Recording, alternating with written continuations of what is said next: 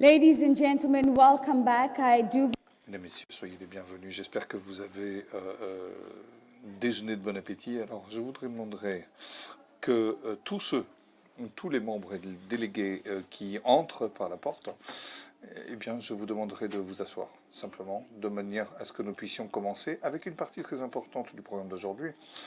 Je vous demanderai aimablement de bien vouloir prendre place sans tarder. Merci. Mesdames, Messieurs, nous passons maintenant à notre séance sur l'engagement institutionnel pour combler le déficit financier avec des partenaires qui expriment leur engagement pour combler le déficit financier pour l'objectif 1.3. Et j'appelle à la tribune le président de cette séance, à savoir Madame Rivej-Kalrad. Si Madame Rivej-Kalrad pouvait venir à la tribune, j'appelle également le professeur Sarayud Supananchart, vice-président de l'université Mahidol, qui va venir à la tribune. Outre cela, j'invite Madame Valérie Schmidt, qui était déjà à la tribune et qui est directrice de la division de la protection sociale. Je demande donc qu'on applaudisse Madame Vejralstein.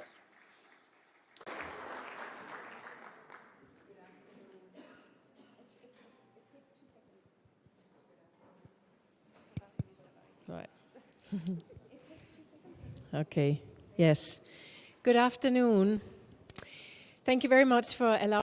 Bonjour à tous et merci de me permettre de faire quelques remarques liminaires sur la séance d'aujourd'hui. Je voudrais dire que hier et ce matin, nous avons entendu beaucoup de solutions très claires sur les engagements liés aux ODD et pas simplement à l'objectif 1.3. Nous avons entendu que beaucoup avait été fait, nous avons entendu que oui, beaucoup devait encore être fait. Et au moment où nous parlons, plus de 4 milliards de personnes n'ont pas accès à une couverture sociale adéquate, adaptée. Donc, je pense qu'il nous faut vraiment nous bouger et remonter nos manches. Alors, le Billboard hier a dit que oui, nous pouvons le faire, et c'est le message essentiel, parce que c'est ensemble qu'il faut le faire. C'est par le partenariat, c'est par le fait d'être ensemble que nous pouvons garantir à ces 4 milliards de personnes la possibilité d'une couverture sociale. Et nous avons besoin de ce type de partenariat, d'engagement, pour un grand éventail de dimensions. Il nous faut mobiliser la volonté politique dans chacun des pays, la volonté politique qui doit voir la protection sociale pour l'investissement qu'elle est et garantir que ces investissements soient faits. Il faut que ces partenariats fassent la promotion d'un système abordable et pertinent et créer la société que nous voulons. Et pour cela, nous avons des partenariats privés qui apportent le savoir-faire, les compétences et les finances de manière à ce que nous puissions offrir cette protection sociale et pour que les choses avancent. Donc, cette séance sur les engagements a une valeur symbolique, elle revêt une centralité des partenariats et il est dit que c'est seulement par des partenariats efficaces que nous pouvons atteindre les objectifs auxquels nous tenons tant. À savoir donc la couverture sociale pour tous, couverture sociale universelle pour tous.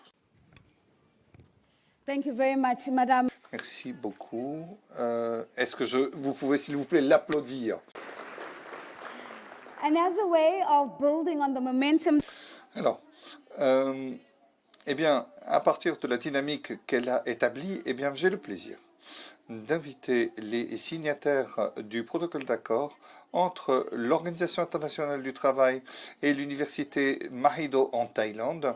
Ils sont à la tribune avec moi. J'invite professeur Sarah Jutta Soppenanschent, vice-présidente de l'université Marido, qui va donc nous adresser quelques remarques. Hello. Miss Valerie Schmidt, Miss V. Selgard. Mesdames et messieurs les délégués, mesdames et messieurs, au nom du président de l'université de Marido, en Thaïlande, je suis très heureux d'être ici à cette conférence de haut niveau visant à atteindre l'objectif 1.3 des ODD, à savoir la couverture sociale universelle d'ici 2030. Il s'agit d'approfondir les partenariats entre l'OIT et notre université. Cette protection sociale par une assurance de santé obligatoire et des services gouvernementaux pour protéger les gens contre les difficultés de santé et les soulager de la charge financière. Les pays d'Asie ont beaucoup progressé en faveur de l'extension de la couverture sociale universelle. Toutefois, il reste de nombreux défis pour surmonter les obstacles visant à la protection sociale universelle. Pour cela, nous avons besoin d'un établissement des capacités et d'un développement des savoirs. Les pays doivent utiliser au mieux leur savoir, leurs compétences et leur expérience en mettant en place des collaborations dans lesquelles les instituts et les universités jouent un rôle essentiel. Pendant plus de 36 ans, notre institut a mis en place un institut pour combler le fossé entre les facultés et les éléments disciplinaires et les organisations au niveau national, régional et mondial. Dans un contexte visant à parvenir à l'égalité pour tous. Dans ce contexte, notre université a collaboré sur le développement et sur la création de structures techniques régionales pour la protection sociale et pour la mise en œuvre d'un master avec des éléments particuliers contenant la protection sociale. La signature du protocole d'accord consolide ce partenariat avec l'OIT et nous devons saisir cette occasion pour nous engager dans la dynamique de l'agenda 2030 pour le développement durable. Ce protocole d'accord nous engage à travailler ensemble plus étroitement pour nos objectifs communs. J'aimerais exprimer ma sincère gratitude à tous ceux qui n'ont pas épargné leurs efforts pour parvenir à finaliser ce protocole d'accord. Enfin, je suis confiant sur le fait que c'est grâce à nos efforts et nos engagements, nous parviendrons à davantage et nous créerons une relation plus étroite, amicale entre l'OIT et notre université. Nous sommes impatients de renforcer notre collaboration et notre amitié pour l'avenir. Je vous remercie. Thank you very much. Merci beaucoup, monsieur, de ces paroles aimables. Mesdames et messieurs, maintenant, nous allons passer sans transition à la signature du document. J'invite Madame Schmidt et Monsieur, donc le vice-président de l'université, à venir à la table de signature qui se trouve à ma gauche. Je sais que les appareils photo et les caméras vont se concentrer sur cette table. Nous les invitons à poser leur signature. Est-ce qu'on peut leur offrir des applaudissements d'encouragement ?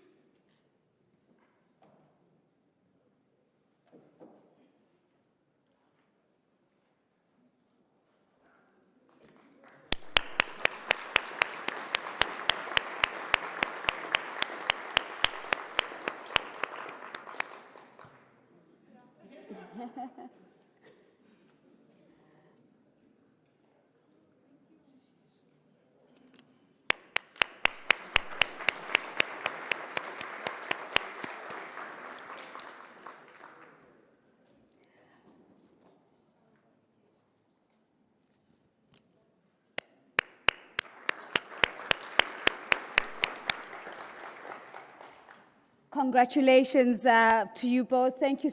Félicitations, merci beaucoup. Vous pouvez donc reprendre vos places au premier rang. Eh bien, un dernier applaudissement pour ce moment qui est tellement important, à savoir la signature de cet accord. Thank you very much. Merci beaucoup de cette cérémonie et de ce moment très important. Alors nous savons, cela dit, que nous avons un certain nombre de pays et de partenaires qui sont ici dans le public aujourd'hui.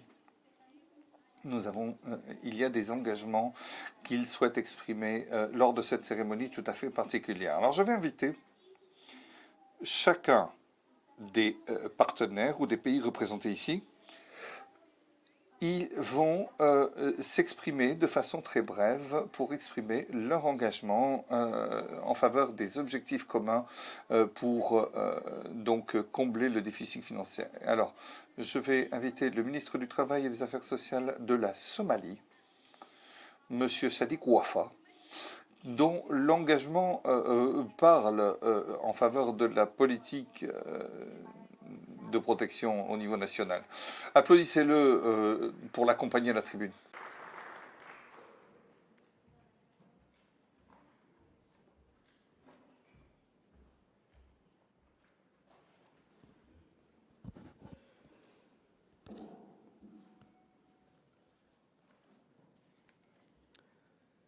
Respected organizers, thank you for providing me the opportunity to speak. Merci de me donner l'occasion de m'exprimer pour exprimer l'engagement institutionnel du gouvernement somalien pour favoriser un système stable de protection sociale dans notre pays. Actuellement, il n'y a pas de programme de protection à cause de questions liées à la sécurité, de catastrophes naturelles, de manque de capacité et à déterminer les besoins des plus défavorisés. Avec nos partenaires, nous avons mis en place des projets de capacité de développement de capacité pour mettre en place une politique de protection sociale. S'agissant de l'espace physique, je suis heureux de voir qu'en juillet 2019, le Conseil exécutif du FMI a donc, au titre de l'article 4, a mis en place des consultations en Somalie pour aider le gouvernement à souligner,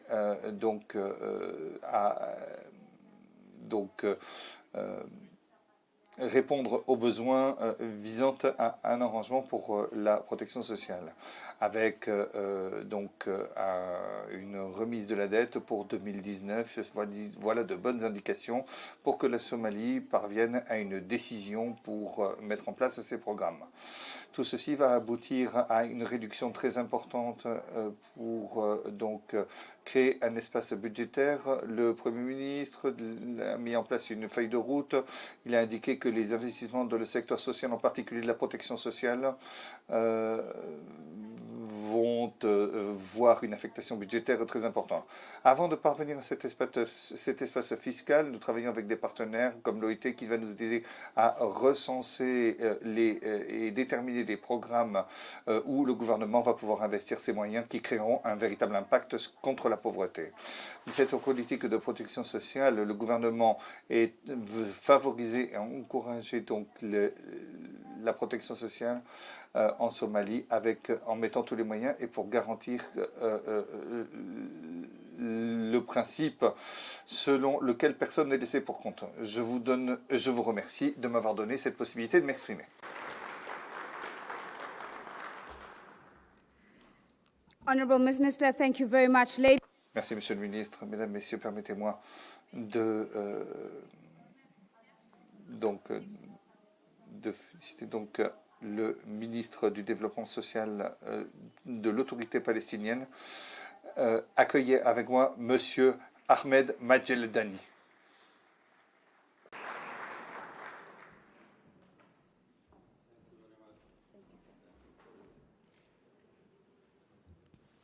Thank you very much.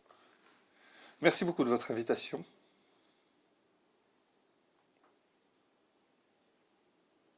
Est-ce que je peux parler en arabe, s'il vous plaît? Je pense que vous avez l'interprétation. Merci. شكرا على الدعوة للتأكيد على التزامنا حكومة دولة فلسطين بتطوير نظام شامل للحماية الاجتماعية والانتقال من البرامج إلى الأنظمة إلى نظام حماية اجتماعية يقوم على 3 مرتكزات: نظام للمساعدات الاجتماعية، نظام للخدمات الاجتماعية، ونظام للضمان الاجتماعي. قطعنا أشواط طويلة في هذا العمل، تربطنا علاقة تنسيق وتعاون وطيدة مع منظمة العمل الدولية ومكتبها في دولة فلسطين. بحثنا مؤخراً توفير أرضية اجتماعية، حماية اجتماعية وتحديداً لكبار السن وللأشخاص ذوي الإعاقة، وطلبنا من منظمة العمل الدولية مساعدتنا في إجراء دراسة تكلفة. Excuse me, sir. We seem to have a slight problem with the interpretation. I do apologize. If you could just give us... Je crois que nous avons un petit problème avec l'interprétation. Nous souhaitons entendre ce que vous avez à dire, mais il y a un problème avec l'interprétation. Est-ce que je peux demander donc à une interprète de venir à la tribune qui va donc interpréter donc ce qui va être dit? Au moins en anglais. Ici, il n'y a pas le texte. C'est ça. أنا بفكرك. Thank you very much, ladies and Merci beaucoup, mesdames, messieurs. Nous nous excusons. Je pense qu'il est très important pour nous d'entendre ce que le ministre a à nous dire. Donc, excusez-moi, Excellence, est-ce que vous pouvez recommencer depuis le début, s'il vous plaît, de manière à ce que nous puissions vous entendre? تقدر تترجمي؟ انت تقول جمله وانا اقولها. اوكي انت طيب. حتبدا بالالتزامات. طيب. اوكي. طيب أنا راح أختصر، راح أحكي ب3 التزامات سريعاً. الالتزام الأول اعتماد مفهوم ومنهجية الفقر المتعدد الأبعاد. Alors le président, il est en train de parler des engagements que le gouvernement palestinien peut donner ou peut faire. Le premier, c'est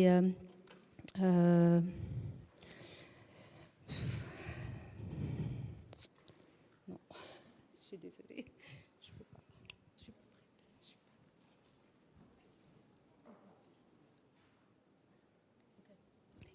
اوكي تفضل دكتور كرم. راح أختصر أتحدث عن 3 التزامات بتقدمها الحكومة الفلسطينية. I will be summarizing the commitment that the Il s'agit de résumer donc les engagements que l'État palestinien va adopter.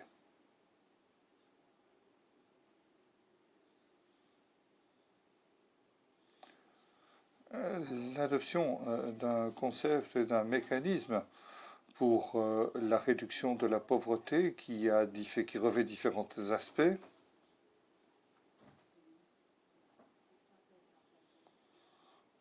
Au lieu d'indications de pauvreté ou d'indicateurs de pauvreté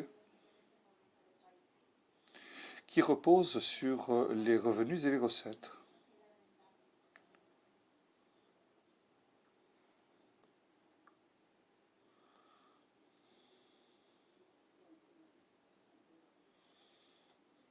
Notre deuxième engagement, c'est la création d'un socle de protection sociale nationale avec donc en priorité les personnes âgées et handicapées. حالة في تقديم الخدمات الاجتماعية. our second Notre autre engagement, c'est l'adoption d'un mécanisme sur l'administration de la situation actuelle et l'offre d'une aide sociale. Merci beaucoup.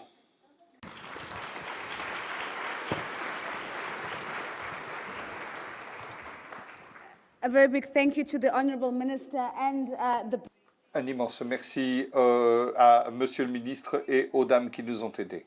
Nous allons maintenant passer, mesdames, messieurs, à l'engagement en faveur de la ratification de la Convention 102 avec le vice-ministre du Travail et de la Protection sociale de la Fédération de Russie. Mesdames, messieurs, je vous demande d'accueillir Monsieur Andriy Pudov.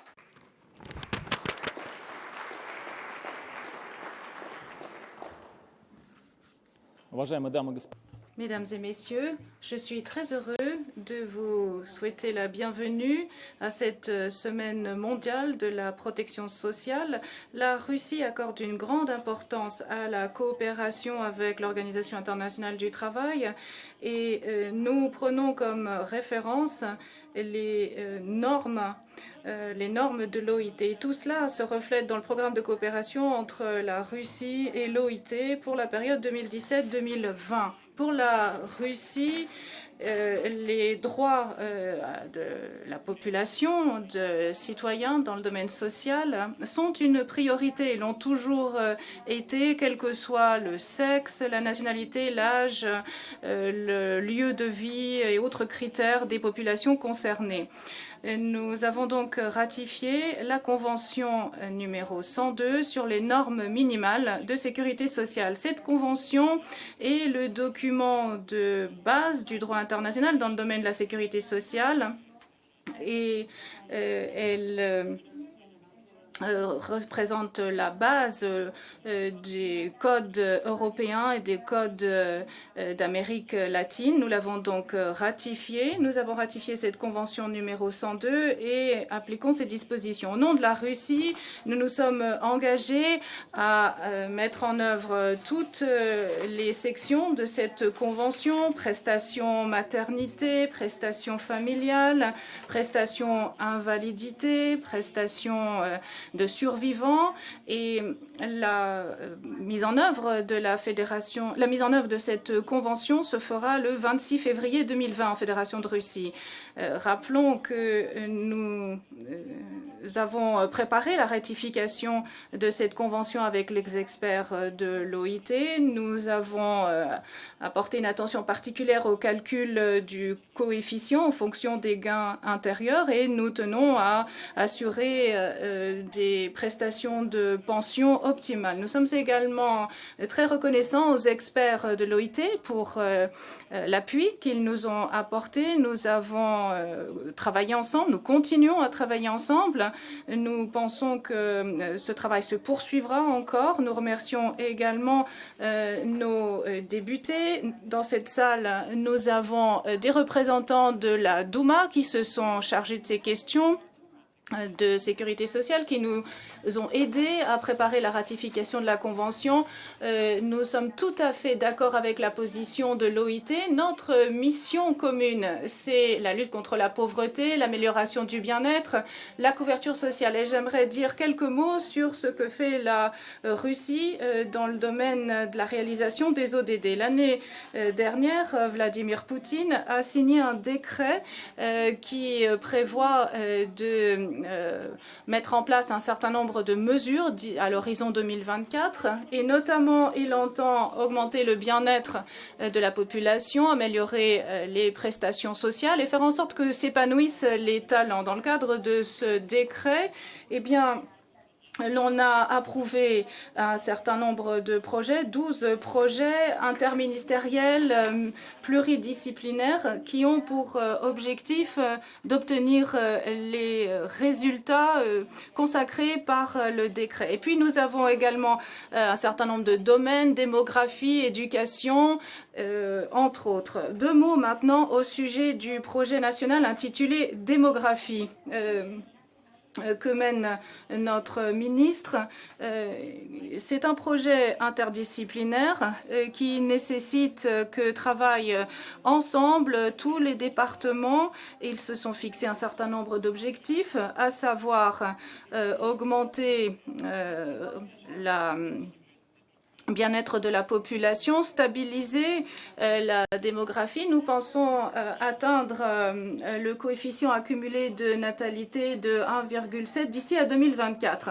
Et nous entendons également résoudre un certain nombre de problèmes, notamment améliorer les prestations familiales. Nous avons des systèmes d'allocation familiale que nous entendons améliorer et faire en sorte que les parents qui ont des enfants et dont l'un des conjoints doit arrêter de travailler jusqu'aux 3 ans de l'enfant ne subissent pas de préjudice. Alors, lorsque une femme est en congé maternité, eh bien, il faut qu'elle puisse recevoir gratuitement la possibilité de se former et qu'elle puisse faire garder son enfant. Encore une chose que j'aimerais dire, dans le cadre du projet national démographie, nous avons également élaboré un sous-projet qui est destiné aux différentes générations. Nous avons l'intention d'améliorer les prestations vieillesse et la prise en charge de nos aînés. Nous avons donc un programme qui permet de garder les personnes âgées à domicile afin qu'elles passent une fin de vie dans des conditions beaucoup plus favorables. Alors je vois que je n'ai pas le temps de faire toute mon intervention. Je dirais simplement qu'actuellement en Russie, nous avons un projet de renforcement des prestations sécurité sociale à l'intention de la population. Nous sommes très heureux de travailler, de venir ici parler de notre travail à l'occasion de la Semaine internationale de la sécurité sociale. Et nous sommes très heureux également de participer au centenaire. Je vous remercie. Thank you very much, State. Merci beaucoup. Donc, au secrétaire d'État pour avoir partagé donc, ce nombre d'initiatives de la Fédération de Russie. Nous allons maintenant entendre brièvement M. Nilov qui représente le département d'État donc de la Douma à la Fédération de Russie. C'est un privilège de vous avoir avec nous ici. Donc, vous allez faire quelques remarques liminaires. Je vous remercie.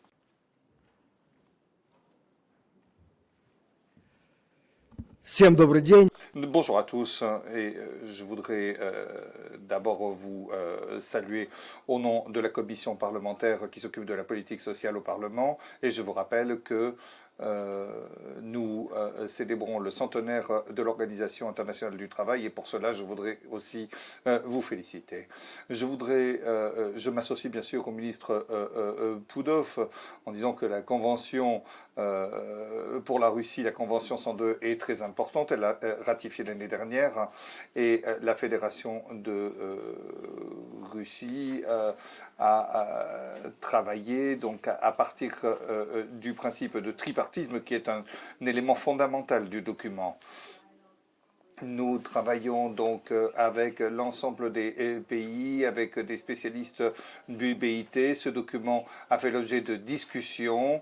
La Russie est un pays tout à fait unique. Pour vous donner une idée, la Russie, c'est 400 fois le territoire de la Suisse en surface et près de 200 millions d'habitants. Nous avons des gens qui sont nés en la Russie du tsar, des gens qui ont vécu toute leur vie en Union soviétique, et il y a des gens qui ont vécu uniquement dans la Russie démocratique et contemporaine. Et nous devons offrir une couverture sociale à tous. Et tout ceci rend complexe la question qui consiste à prendre des décisions. Donc, l'année dernière, la Douma a ratifié à l'unanimité la Convention 102 en présence de membres, en présence d'experts du BIT qui sont venus donc du bureau du BIT de Moscou et de Genève.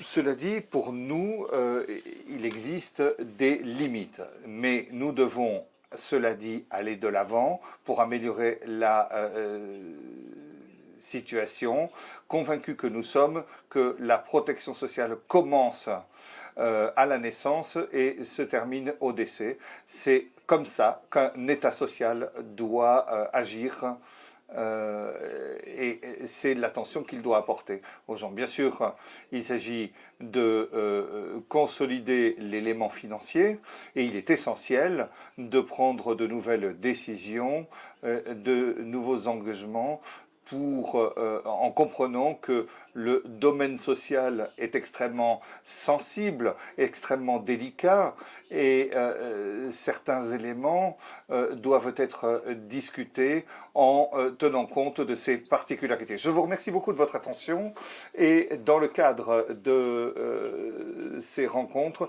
eh bien, je suis prêt à répondre à toutes les questions et partager avec vous nos expériences. Donc, je vous souhaite des travaux fructueux. Merci beaucoup. Thank you very much. And we now... Je vous remercie. Nous allons maintenant nous intéresser à l'Amérique du Sud et c'est avec un grand plaisir que nous recevons le secrétaire de la Sécurité sociale du Brésil qui va faire une déclaration au nom du Brésil, mais qui va également faire une déclaration au nom des BRICS au sujet des migrations multilatérales. Applaudissons Monsieur Olympe au podium.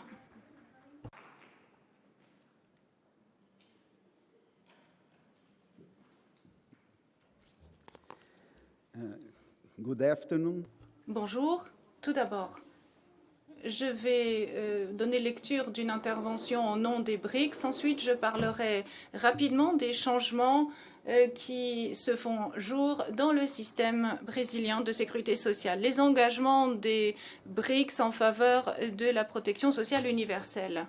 Nous, ministres du Travail et de l'Emploi, et membre de délégation de la République fédérative du Brésil, la Fédération de Russie, de l'Inde, de la République populaire de la Chine et de la République d'Afrique du Sud. Nous nous sommes réunis les 25 et 26 novembre 2019 à Genève lors de la conférence à haut niveau sur la réalisation de la cible 1.3 et dans le cadre de l'avenir du travail. Nous avons adopté la déclaration des BRICS et des ministres du travail. Depuis 2015 et depuis 2019 en particulier au Brésil, nous avons rappelé notre engagement conjoint en faveur de la sécurité sociale, étant donné sa contribution au bien-être de notre nation et des générations à venir, sachant que les BRICS représentent plus de 40% de la population mondiale.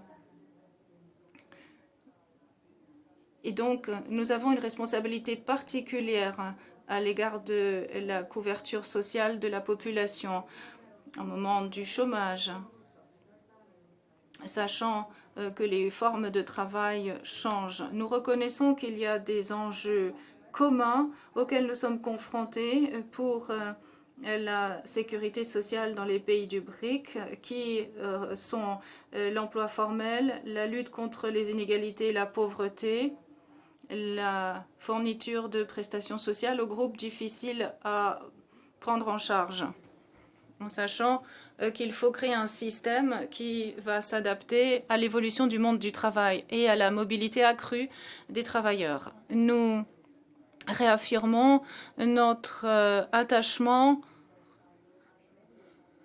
à la cadre de coopération des BRICS en matière de sécurité sociale et qui permettent le partage d'informations sur la protection sociale universelle. Et nous nous engageons ensemble à agir en fonction de nos contextes nationaux. Nous engageons à continuer à promouvoir l'assurance sociale et l'emploi formel qui sont essentiels pour garantir la couverture universelle. Deuxièmement, nous nous engageons à promouvoir et à mettre en œuvre à la fois les programmes de sécurité sociale contributifs ou non afin d'assurer la couverture sociale universelle. Troisièmement, à agir pour renforcer la portabilité des prestations de sécurité sociale au plan international grâce à des accords bilatéraux signés entre pays. Enfin, entre pays du BRICS.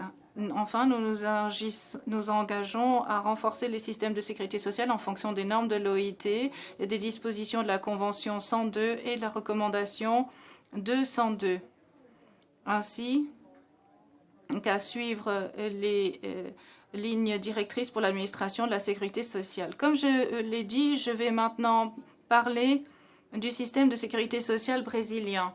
Au début de cette année, nous avons présenté au Brésil une proposition de réforme des pensions dont le principal objectif était de garantir un modèle de sécurité sociale qui soit plus juste sur le plan social et qui soit pérenne. Après une année de débats intenses, la réforme a été actée par le Congrès de cette année et promulguée. Nous avons donc un nouveau système de pension au Brésil qui prévoit la création d'un nouvel âge de départ à la retraite, de nouveaux paramètres de cotisation, nouveaux paramètres pour bénéficier des prestations. Le Brésil est l'un des rares pays au monde qui n'ait pas d'âge minimum de départ à la retraite. Raison pour laquelle l'âge moyen de départ à la retraite est de 54 ans pour ceux qui prennent leur retraite en raison du nombre d'années de cotisation.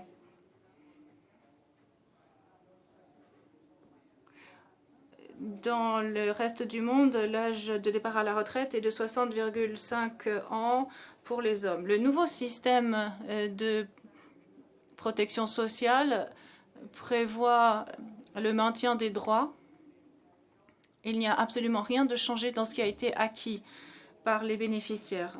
La nouvelle loi apporte un appui spécifique à ceux qui en ont besoin, par exemple les invalides et les personnes âgées de 65 ans ou plus qui sont pauvres ou les travailleurs ruraux. Les prestations pour ces populations ne changeront pas. Ces personnes continueront à bénéficier de prestations minimales, même si elles n'ont jamais cotisé à la sécurité sociale. Et quatrièmement, le nouveau système de pension brésilien a été conçu pour garantir un système plus juste et équitable dans lequel ceux qui gagnent plus cotisent plus et ceux qui gagnent moins cotisent moins, pour garantir la stabilité du système sur le plan actuaire en raison de l'évolution démographique et pour accorder une protection adaptée aux travailleurs brésiliens. 92% des personnes de plus de 65 ans bénéficient d'une protection sociale. Le Brésil a également soumis un projet au Congrès visant à créer des mécanismes pour améliorer l'employabilité des jeunes et améliorer leur intégration dans le marché du travail. L'on devrait ainsi obtenir des débouchés en termes d'emploi et améliorer la qualité de vie des populations. Nous avons également récemment créé un programme visant à améliorer l'intégration des personnes handicapées sur le marché du travail. L'un des instruments du programme, ce sera une prestation monétaire pour l'employeur et pour l'employeur qui recrute une personne handicapée. Je vous remercie. Thank you very Je vous remercie beaucoup, Monsieur le secrétaire de la Sécurité sociale. Mesdames et messieurs, nous allons maintenant passer à la République démocratique du Congo et nous allons entendre le conseiller spécial du chef d'État chargé de la couverture sociale universelle. Accueillons Dr Samuel Roger Kamba et applaudissons-le.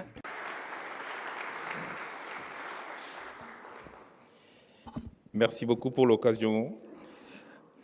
Pour la République démocratique du Congo, l'extension de la protection sociale constitue le cheval de bataille du gouvernement de la République qui s'emploie au travers de la vision de son Excellence, Monsieur le Président de la République, Félix-Antoine Tshisekedi Tshilombo, à étendre pour toutes les couches de la population congolaise la couverture de protection sociale efficace à l'horizon 2030 et dont le point de départ consiste à garantir un minimum de prestations à la majorité de la population à travers la mise en place d'un socle de protection sociale.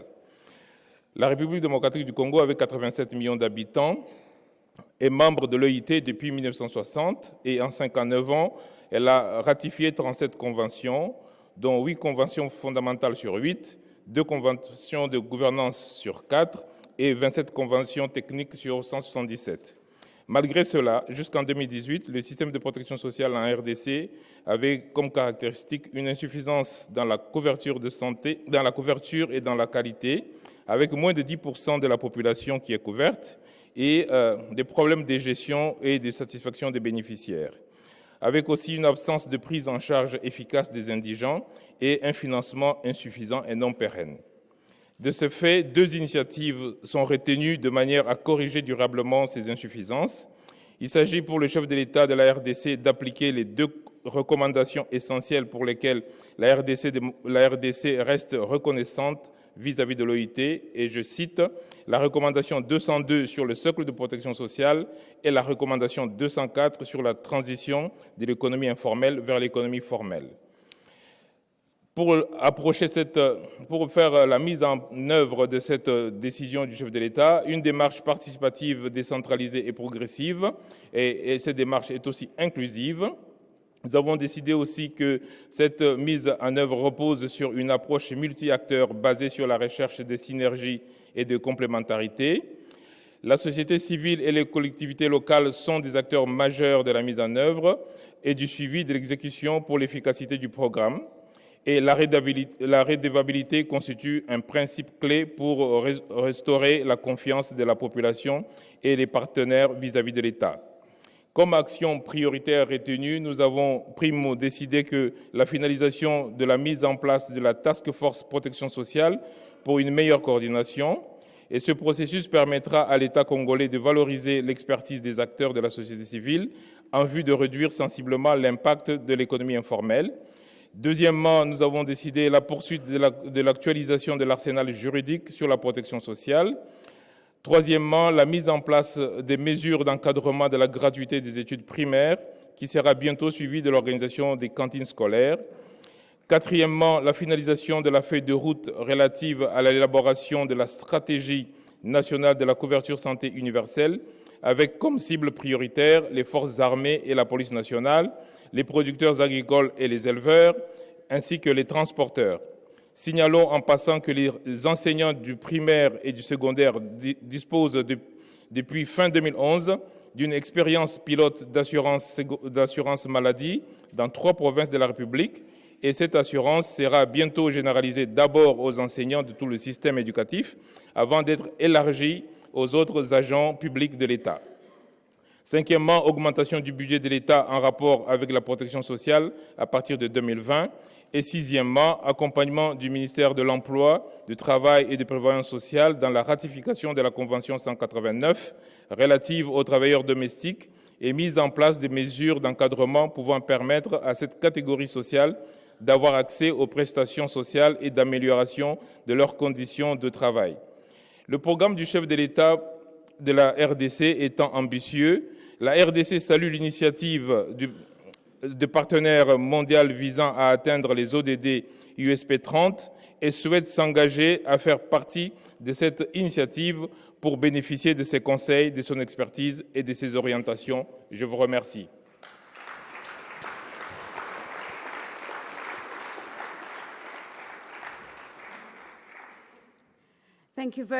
Je vous remercie. Dr Kamba, Mesdames et Messieurs, nous allons maintenant entendre l'intervention d'un conseiller en matière de santé, population au ministère de la Coopération de l'Allemagne. Nous accueillons le Dr Kerstin Imbusch à la tribune.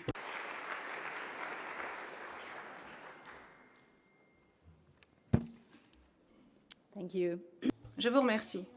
Mesdames et Messieurs, je tiens à remercier l'OIT qui organise cette conférence. Merci de me donner la possibilité de livrer quelques réflexions sur notre participation à la mise en œuvre de la sécurité sociale. Nous sommes dans un monde où les vulnérabilités sont grandes. On a besoin de la protection sociale pour tous les risques du cycle de vie, les changements climatiques et l'évolution du travail du monde du travail qui touche tout le monde. Donc, notre principe, c'est d'appuyer des systèmes de sécurité sociale qui donnent accès à la protection à l'ensemble de la population à l'égard de tous les risques. Nous nous concentrons sur l'aide aux pays partenaires afin qu'ils élaborent des systèmes qui répondent exactement à leurs besoins. Nous proposons une aide dans le domaine tel que les transferts, la coopération technique. Nous pensons que si nous conjuguons nos efforts entre pays du Nord et du Sud, entre organisations internationales, nous pourrons avancer vers la protection sociale universelle. Nous sommes donc ardents défenseurs de la coopération inter-institutions et nous croyons dans le partenariat mondial pour la protection sociale universelle, l'ESP 2030, qui a été lancé par l'OIT et l'ONU. L'USP 2030 est la possibilité de donner un contenu concret aux projets et de travailler ensemble pour que les activités soient proposées en fonction des besoins des pays. Nous pensons que l'échange, le partage d'expériences est ce qui compte le plus. Et c'est pourquoi nous continuons à travailler dans le cadre de l'Alliance mondiale pour la protection sociale. Il y a 2 semaines, nous avons co-organisé un événement avec la Banque mondiale réunissant un grand nombre de pays pour l'échange d'expériences. Et l'année prochaine, nous lancerons une nouvelle initiative mondiale sur la protection sociale, compétences, normes du travail dans le cadre de l'économie numérique et de l'automatisation. Les systèmes de protection sociale doivent couvrir efficacement les nouvelles formes d'emploi également, telles que le travail de plateforme. On travaille beaucoup sur les pays industrialisés et pays occidentaux et notre initiative nous permettra de travailler avec un large éventail de pays, de régions pour analyser les situations et échanger sur les normes de protection sociale afin que les nouvelles formes de travail soient également couvertes. Autre axe de travail important, c'est la protection sociale dans un contexte de fragilité et de protection sociale non adaptée. Dans la région du Sahel, nous avons contribué à hauteur de 50 millions d'euros au programme de la Banque mondiale pour aider 6 pays à créer des systèmes de protection sociale qui sont d'une grande utilité en situation de crise. Pour cela, il faut coopérer. Et c'est pourquoi l'Allemagne, en tant que donateur au fonds de la Banque mondiale et à l'initiative du Sahel, que nous alimentons à hauteur de 130 millions d'euros. Alors nous avons mis en place une coopération avec le PAM, la Banque mondiale. Notre principe, c'est de conjuguer nos forces et d'intégrer la planification pour être plus efficace. Au plan bilatéral, nous avons commencé à travailler avec l'Indonésie pour proposer un plan d'adaptation au changement climatique. En conclusion, notre activité en matière de coopération permettra d'aider les pays à se doter de la protection sociale universelle. Merci. Thank you very much. Je vous remercie, Dr. Mbush, mesdames et messieurs. S'engager au nom de la Commission européenne. Nous accueillons maintenant un commissaire européen à la tribune.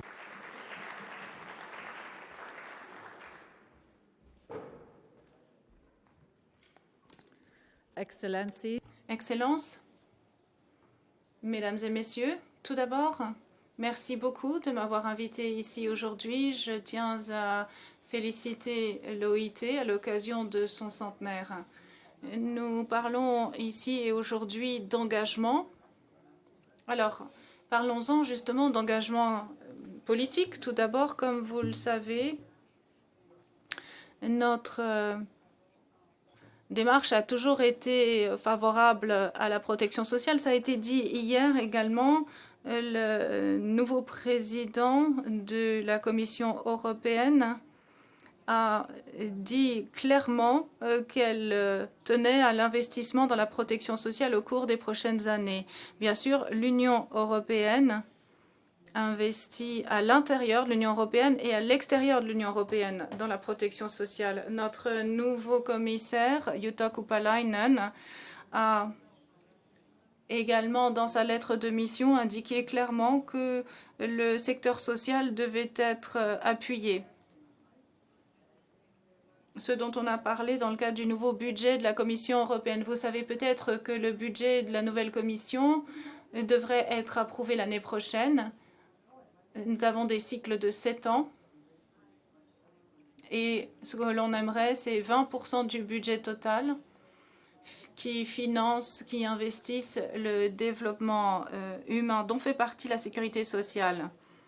Donc voilà, pour ce qui est de l'engagement politique, nous avons également le nouveau consensus européen pour le développement 2017 qui a transformé l'aspiration de sécurité sociale en droit à la sécurité sociale. Alors, parlons d'argent, c'est important. C'est le deuxième engagement que nous avons pris. Nous avons 26 programmes pays dans le monde et nous investissons également dans la sécurité sociale. Nos programmes géographiques ont, et ça c'est le fruit de nos groupes de réflexion, donc nous investissons dans les bonnes pratiques dans le monde.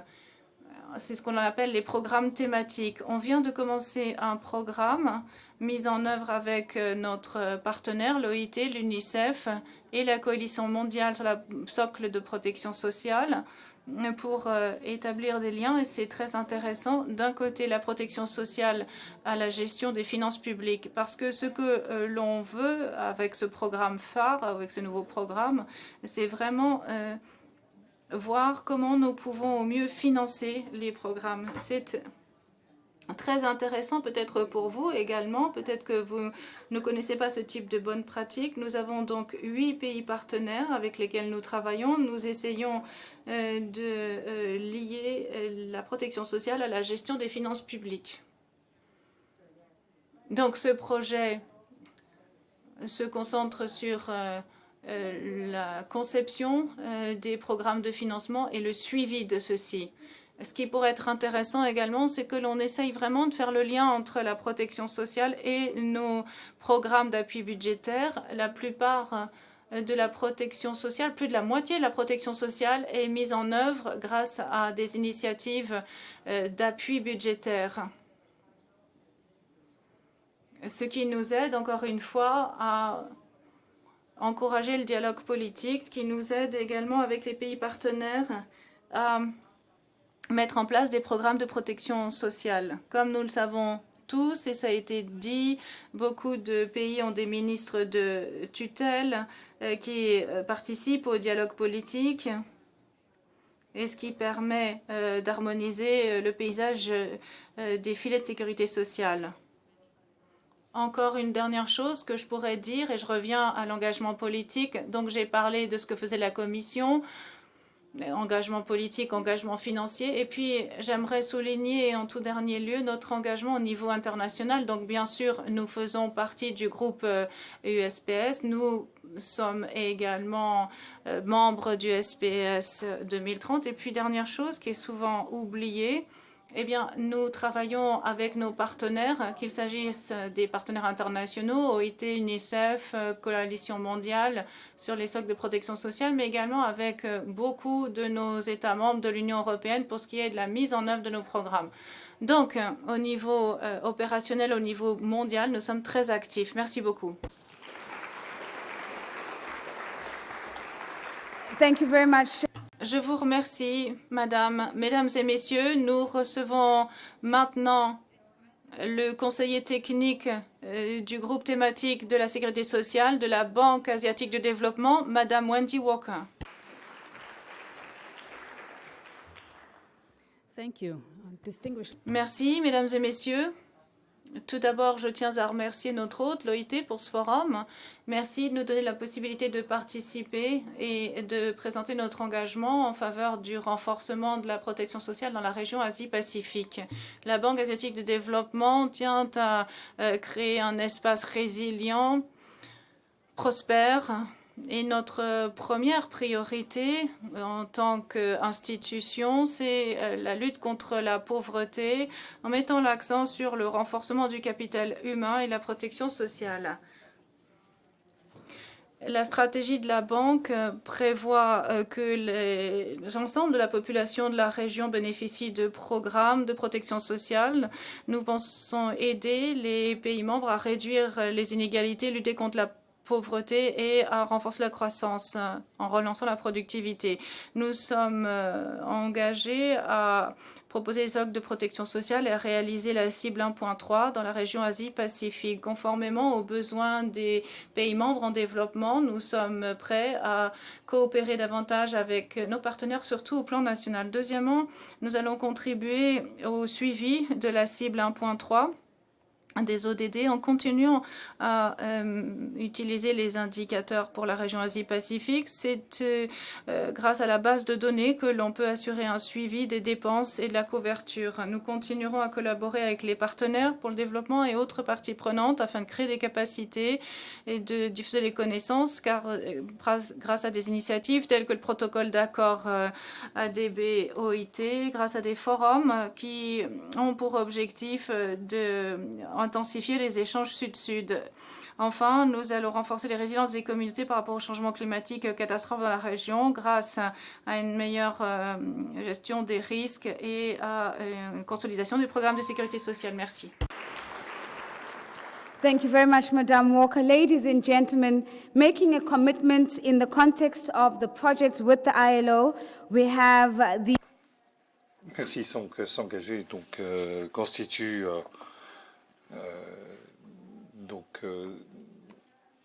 je voudrais accueillir Madame Véronique Rocher.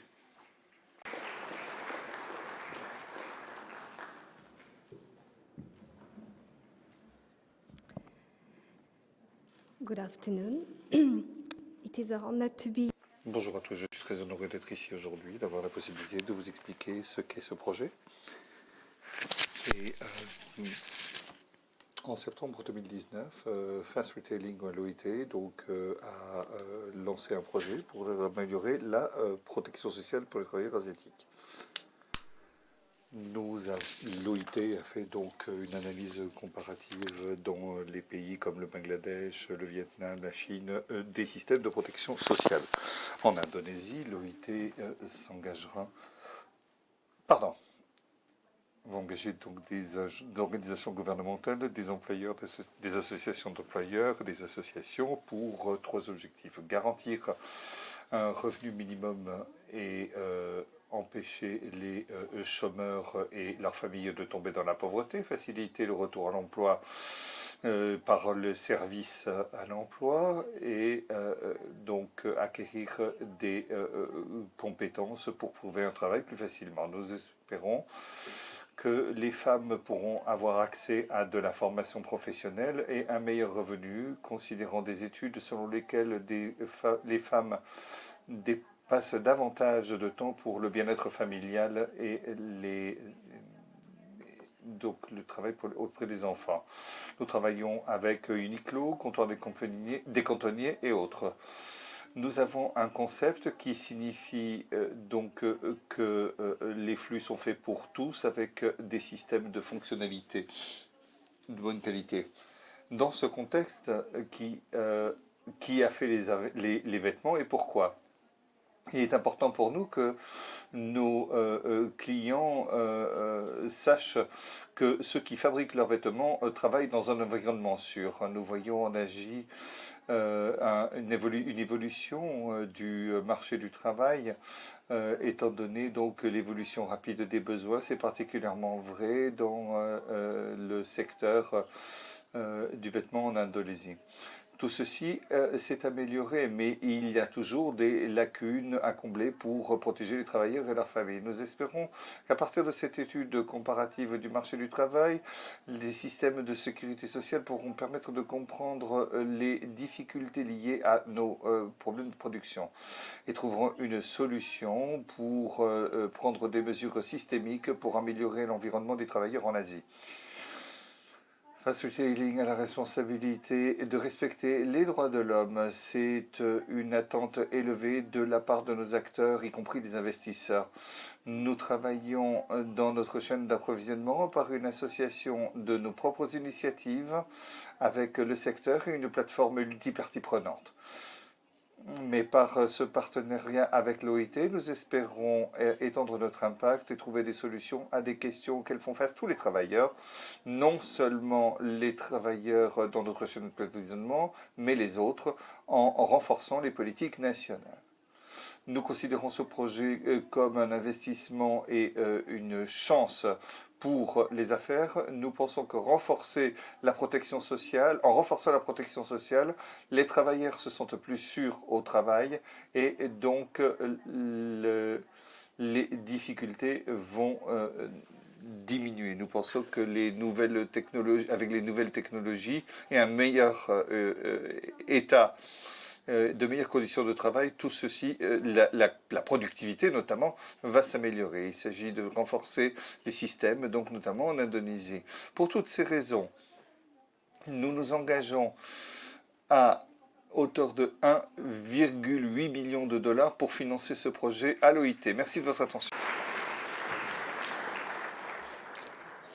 Thank you very much. Merci beaucoup, Madame Rocher. Mesdames, Messieurs, s'exprimant donc au nom du JBM et de la politique de protection sociale, je voudrais accueillir à la tribune le groupe Employer Relations pour Nestlé, Madame Biljana Josiva Vuva.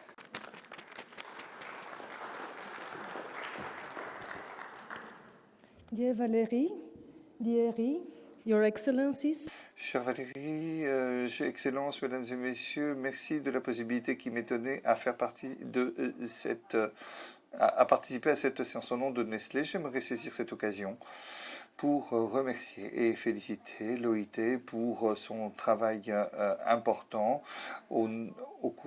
donc à l'occasion de ce centenaire pour faire progresser la protection sociale et créer un meilleur environnement de travail pour tous. Pour notre entreprise, c'est un honneur d'être reconnu comme partenaire responsable pour la protection sociale. Les principes de protection sociale sont associés aux objectifs de Nestlé pour contribuer à un meilleur avenir et ainsi qu'à nos valeurs de respect. Nous considérons la protection sociale non seulement comme un droit de l'homme, mais également comme une base d'une société plus juste où les personnes vivent dans la dignité lorsqu'elles sont dans des situations moins favorables. Chacun dans la société doit avoir droit à la sécurité en cas de chômage, maladie, handicap, âge ou toute autre circonstance au-delà qui sort de son contrôle. Devenir parent, par exemple, nécessite du temps de travail plutôt que pour pouvoir se reposer. Mais il y a des notions plus importantes que cela. La protection sociale permet de bâtir une société prospère. Nous pensons que si nous investissons dans la protection sociale, nous pouvons créer un cercle vertueux. La protection sociale contribue à l'économie durable et à la croissance durable en augmentant la productivité, en permettant aux personnes de trouver un emploi qui leur permet de stabiliser leur propre existence. Il s'agit d'investir dans le capital humain, dans la subsistance de nos communautés et de notre société. À Nestlé, nous embrassons le principe de protection sociale et de programmes d'investissement comme la protection globale de maternité et des initiatives mondiales irrelative. Nous avons signé un protocole d'accord il y a un an avec l'OIT et dès lors, nous avons mis en place notre politique de protection de la maternité. Toutefois, nous pensons que nous pouvons faire davantage et nous sommes attachés à travailler dans cette direction très bientôt. Nous allons donc informer sur notre site les nouvelles conditions de congé parental pour nos employés. Nous sommes impatients de poursuivre nos travaux avec l'OIT pour forger un meilleur monde du travail où chacun a une égalité des chances. Je vous souhaite une très bonne conférence et je vous remercie de votre attention. Thank you very much. Ladies and gentlemen, in the format of a video, allow us to share the words of... Merci. J'aimerais entendre Madame Chécheli Schobek qui va nous parler par vidéo au nom de Feder Erpat Sipfung Université. Par vidéo.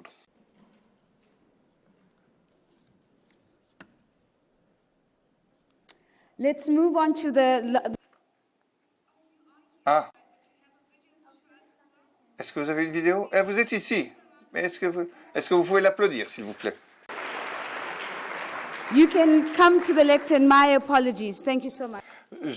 Vous pourrez venir et je vous présenterai personnellement mes excuses. Merci beaucoup. Merci de cette occasion qui m'est donnée. De Friedrich Ebert Stiftung Fondation pour la démocratie sociale va poursuivre son engagement dans la promotion des droits, d'une approche basée sur les droits de l'homme de la protection sociale, y compris le socle de protection sociale. Avec nos bureaux, avec notre réseau de plus de 90 bureaux au niveau mondial, nous allons appuyer nos partenaires en faveur de l'application de politiques de protection sociale. J'aimerais vous donner trois exemples rapides sur comment nous remplissons cet engagement pour 2020. Par exemple, une étude financée par notre fondation sera présentée dans la région 2020 par l'UITC sur l'économie et de la protection sociale.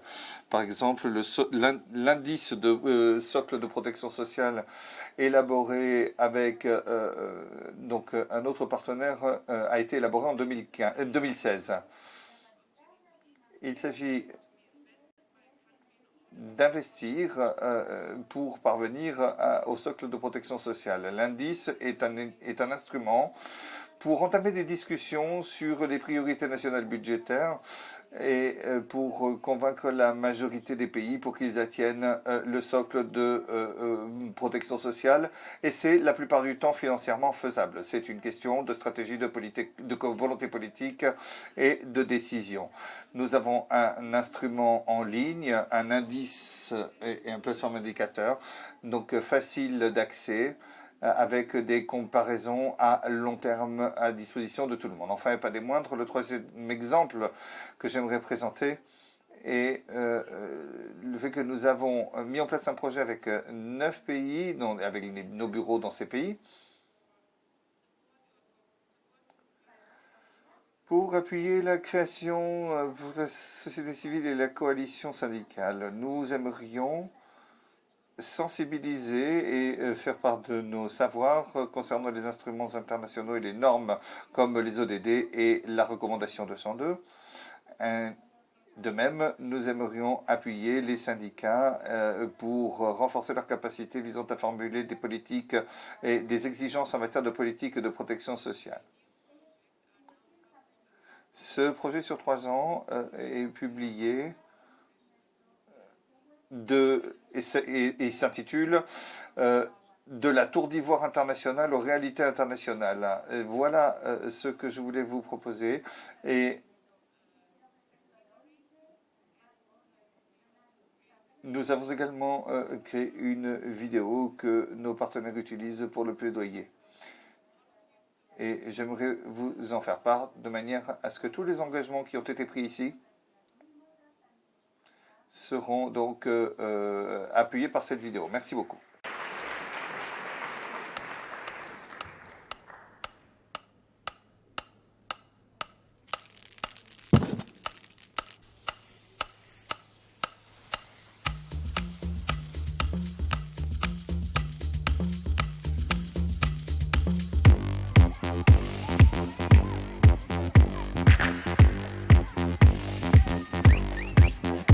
égalité et dignité, potentiel humain, mobilité sociale, liberté et pauvreté et vulnérabilité économique dépendent de la stabilité d'un socle de protection sociale.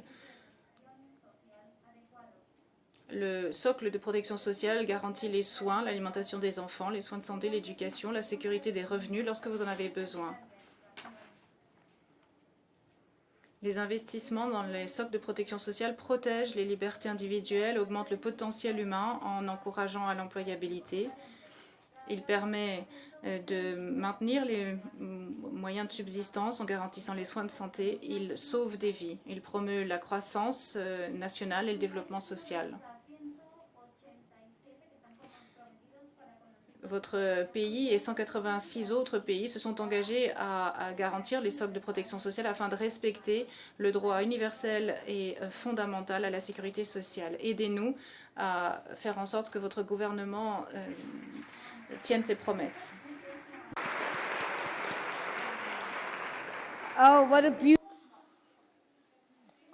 Voilà un bel exemple, merci beaucoup. Le dernier engagement de cet après-midi, c'est un engagement sur un projet avec l'OIT et DEFCO.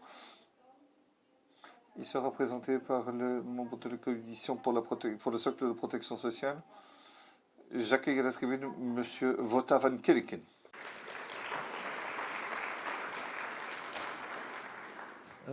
Good afternoon. Bonjour.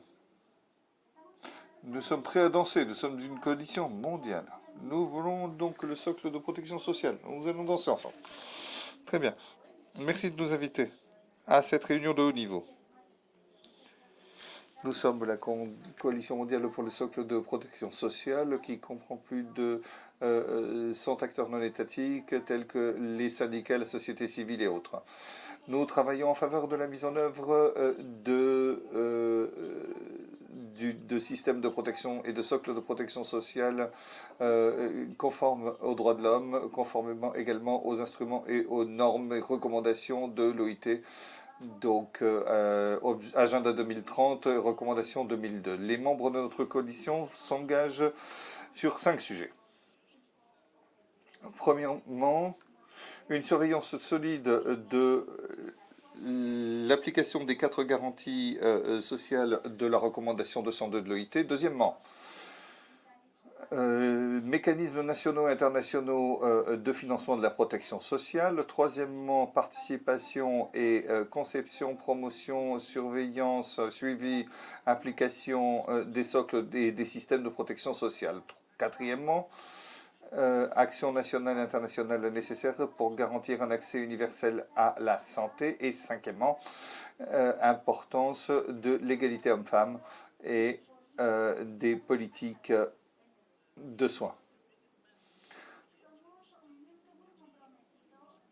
Nous sommes impliqués dans le partenariat USP 2030 et nous participons aux actions de pays 2007 avec l'action de l'ONU pour les synergies et la gestion financière publique dont j'ai parlé plus tôt.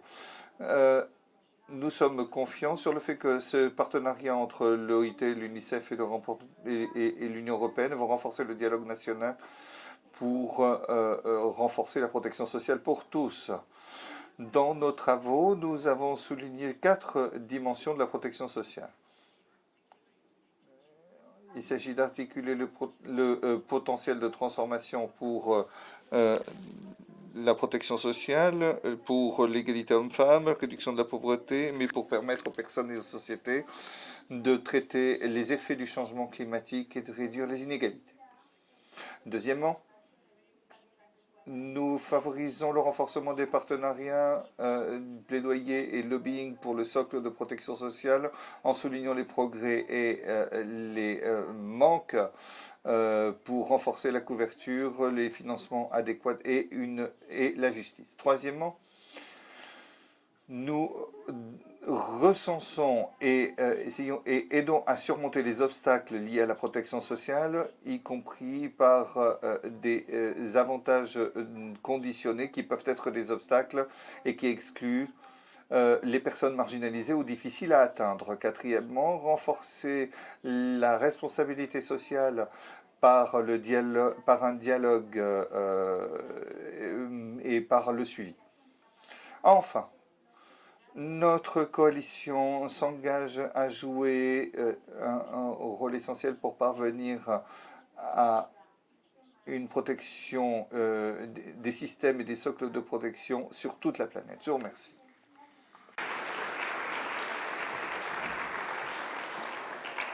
Thank you very much, Mr. Merci beaucoup, Monsieur Van Genneken. Je voudrais donner la parole maintenant à notre présidente, Madame Weitz-Klauchal, qui va donc clôturer la séance.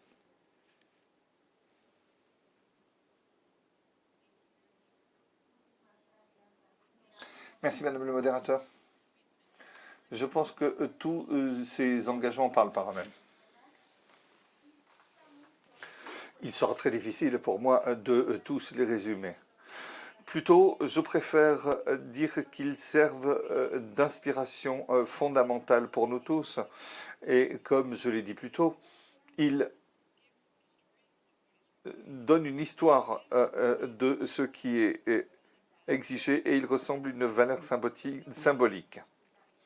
Il souligne la centralité des partenariats pour réaliser les objectifs liés à la protection sociale universelle.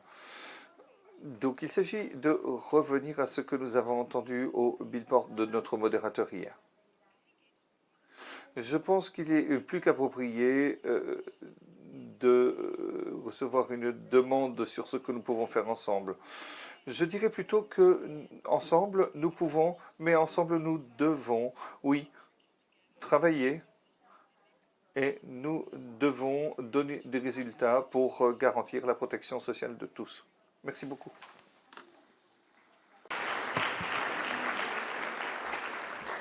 Thank you, Madam. Thank you so much for. Merci, Madame, de ces remarques de clôture.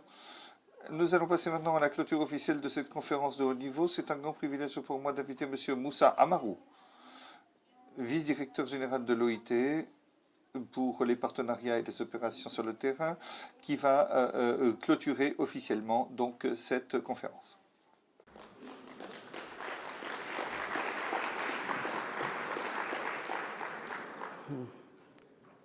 Mesdames et Messieurs les ministres, Mesdames et Messieurs les représentants des organisations de travailleurs et d'employeurs, représentants du monde universitaire, chers amis des Nations Unies, chers collègues, me voici encore une fois de plus devant vous.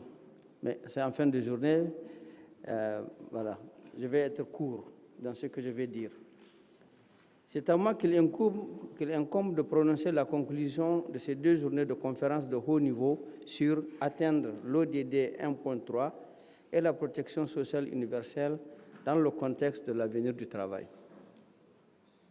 Ces 2 jours furent extrêmement riches grâce à nos chers panélistes et grâce à vous aussi, chers participants, mais aussi grâce à Oskele Nozi qui a si bien animé et modéré les différentes sessions.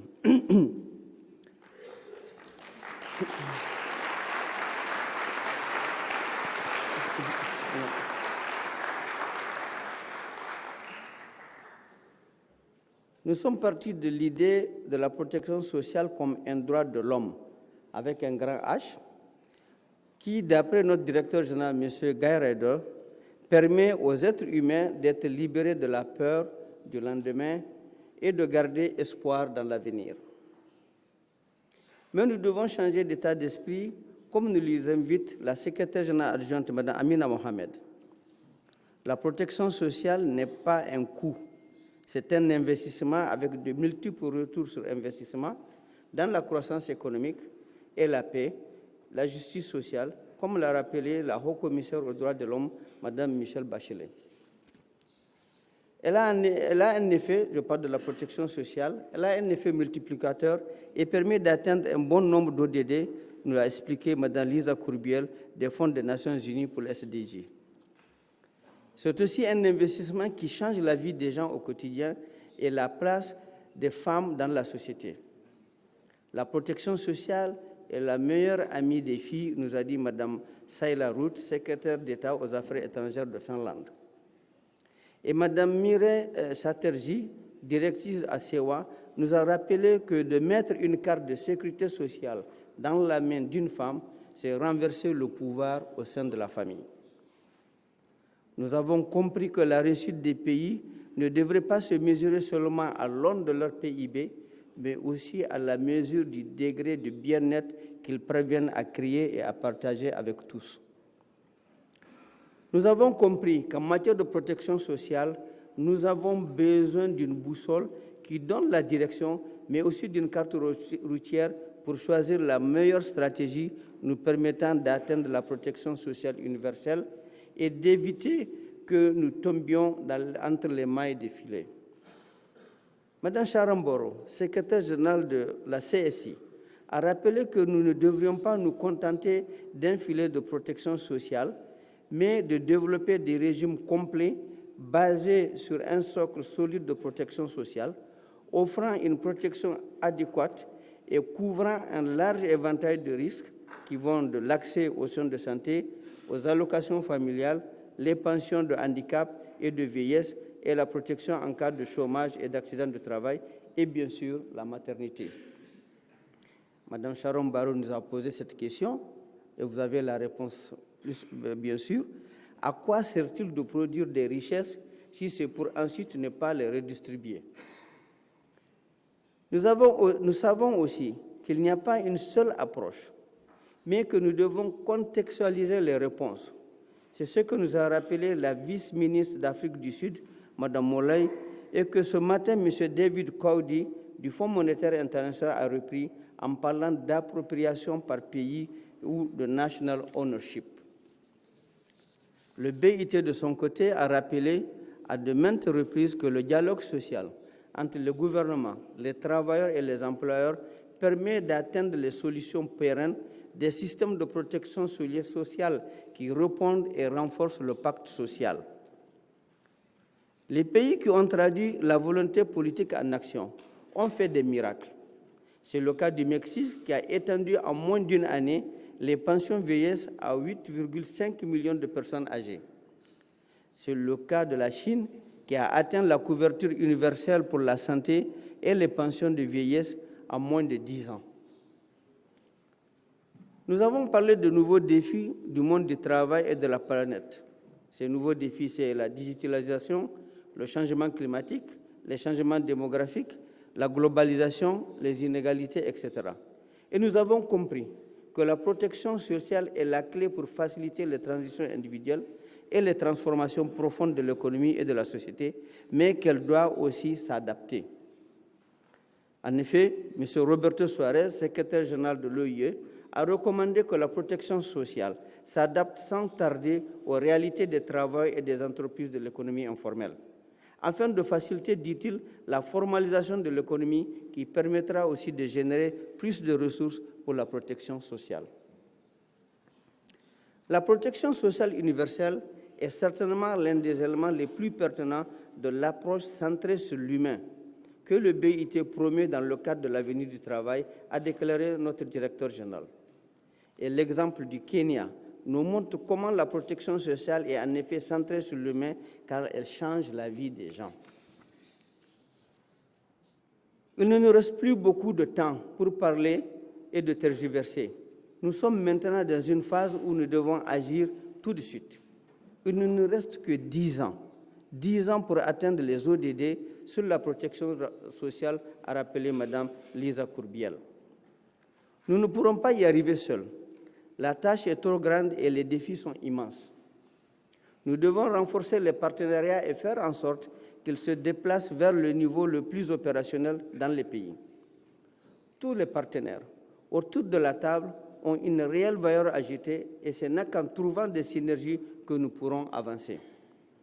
Les Nations Unies montrent un engagement certain en allouant la première tranche du Fonds pour les ODD à la protection sociale, 72 millions de dollars. Mais ceci n'est qu'un investissement de départ et nous devons passer des millions aux milliards si nous voulons d'ici 10 ans atteindre la protection sociale pour tous. Et plus précisément, nous avons besoin de 527 milliards de dollars par an pour combler le besoin de financement chaque année, dont 27 milliards dans les 28 pays les plus pauvres de la planète, soit moins de 1 milliard par pays. La solidarité, comme je le disais ce matin, est la clé et devrait d'abord et avant tout être mise en œuvre dans les pays, comme nous le rappelle le ministre du Travail du Cameroun, mon ami Grégoire Ovena, ici présent. Elle peut être mise en œuvre au travers des impôts et des cotisations sociales afin que les membres de la société financent la protection sociale à la hauteur de leurs moyens et l'utilisent en fonction de leurs besoins. L'Union européenne, avec un programme ambitieux sur protection sociale et finances publiques, permettra de trouver des solutions nationales pour accroître l'espace fiscal pour la protection sociale dans de nombreux pays. Mais la solidarité doit être aussi internationale, comme nous le rappelle M. Jeffrey Sachs ce matin. Nous savons aussi que l'argent existe. Il est souvent dans les paradis fiscaux. Il est généré, pas redistribué, car les systèmes de taxation sont profondément inégalitaires. Nous allons combler le besoin de financement, nous a dit M. Jeffrey Sachs ce matin, en nous attaquant aux paradis fiscaux et en mettant en œuvre des taxes sur les multinationales, notamment dans le domaine de l'économie numérique. Fin de citation.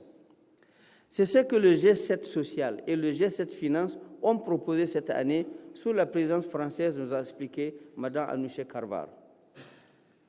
Pour parvenir à la protection sociale universelle, la vice-secrétaire générale des Nations Unies, Mme Amina Mohamed, nous recommande de travailler ensemble, de changer notre état d'esprit et de regarder vers l'avenir.